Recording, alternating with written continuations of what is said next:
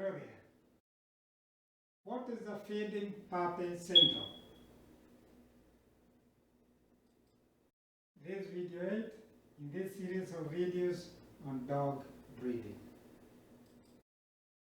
A feeding puppy syndrome is an inability of a neonate puppy to survive the challenges of a new environment.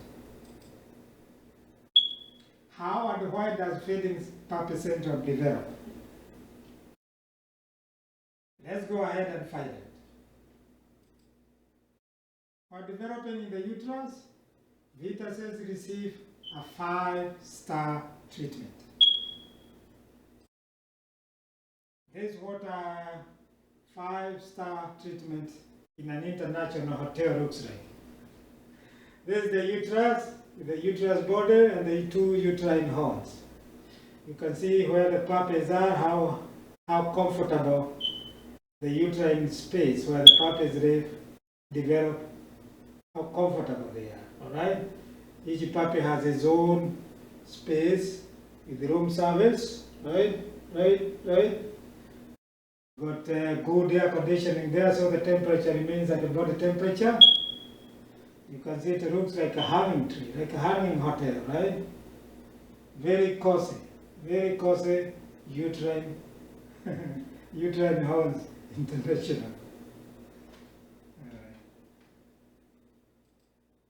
Each fetus has his or her own uterine space with loom service. On checkout from the uterus on whelping day, the fetuses, now puppies, are stripped of all the luxuries of the 5-star hotel, and now it's survival for the fetus in the brave new world. Welcome to hypoglycemia, hypothermia, and the feeding puppy syndrome. But what has hypoglycemia and hypothermia got to do with feeding puppy syndrome? A feeding puppy syndrome is characterized by hypoglycemia or low blood sugar and hypothermia or below normal temperature. In other words, critically falling blood sugar or hypoglycemia and critically falling body temperature or hypothermia are good indicators of failing body energy. When I get puppies with temperatures below 95 degrees Fahrenheit, I normally send them immediately to an emergency hospital. Temperature is too low, dogs are not going to survive with that temperature without some intervention. So, in other words, critically falling blood sugar, hypoglycemia, and critically falling temperatures or hypothermia are good indicators of failing body energy metabolism. How prepared are the neonate puppies for the challenges of the new environment they are born into? Very unprepared. None of the body organs are fully developed, and they would continue to develop until 6 months of age. The eyes stay closed for at least 4 weeks. The body temperature regulation won't start until the 4th week. The body immunity is fragile for at least 6 weeks, and the liver won't store any glycogen until past 8 weeks. So, how do you assist your beach or dam to nurture and acclimatize the newborn to the harsh realities of the new environment? How essential is body warmth for the neonate puppies?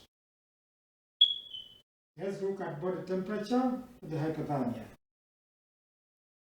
Newborn puppies start regulating their body temperatures at around 4 weeks of age.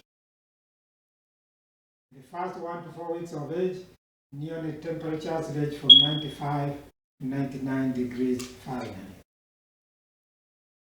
From 4 weeks of age, puppies have normal temperatures ranging from 99 to 102.5 degrees Fahrenheit.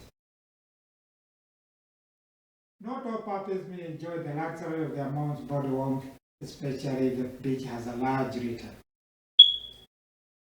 So, the first 4 weeks of life assist the puppies maintain a normal body temperature to avoid hypothermia. How do you do that? Maintain the whelping box temperature at about 90 degrees Fahrenheit at puppy's birth, then gradually lower it to room temperature for about 68 degrees Fahrenheit by the 4th week. Optimizing the warmth in the whelping box enhances the development of the puppy's metabolism and the body organ.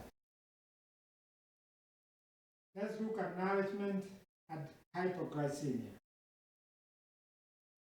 When dogs have excess glucose in the blood that they don't need immediately, or if they don't need energy, they have adequate sugar in the system, they store the excess sugar in the liver in the form of a compound called glycogen. When they run out of energy and need more glucose to generate energy, they convert glycogen back into glucose. Neonates survive on the dam's milk, which contains lactose, which is a sugar. Unfortunately, the newborn's liver cannot store or convert glycogen into glucose when it runs out of energy. So the puppy needs to run back to the mom for more lactose. If a puppy can't access the mom because of competition from the other puppies, or the dog doesn't have adequate milk, the puppy will start drifting into hypoglycemia of low blood sugar. To avoid hypoglycemia, ensure puppies are getting adequate milk from the dam or a replacer milk. The dam is not secreting adequate milk. When they start eating wet or semi-solid food, ensure the puppies have a nutritious food all the time to stop them from drifting into hypoglycemia. Now let's look at neonatal body immunity. Neonates get their most reliable immune protection from antibodies in the colostrum when they suckle the dam on the first 24 to 48 hours. It is therefore important to ensure all the puppies get adequate colostrum in the first 24 to 48 hours of birth. After 4 weeks of age, the puppy's immune system is adequately developed to produce antibodies against foreign antigens. After 4 weeks of age, you can have your puppies vaccinated for endemic and fatal diseases like parvovirus.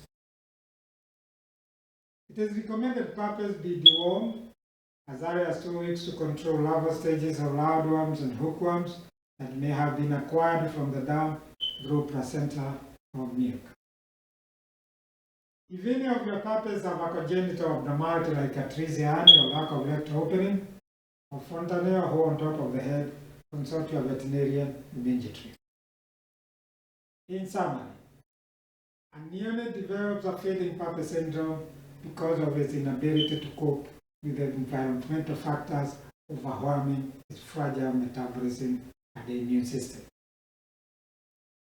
Hypoglycemia and hypothermia are just clinical signs of failing body energy metabolism. That's the end of the video. This video was helpful. Subscribe, share it, comment, or ask a question below.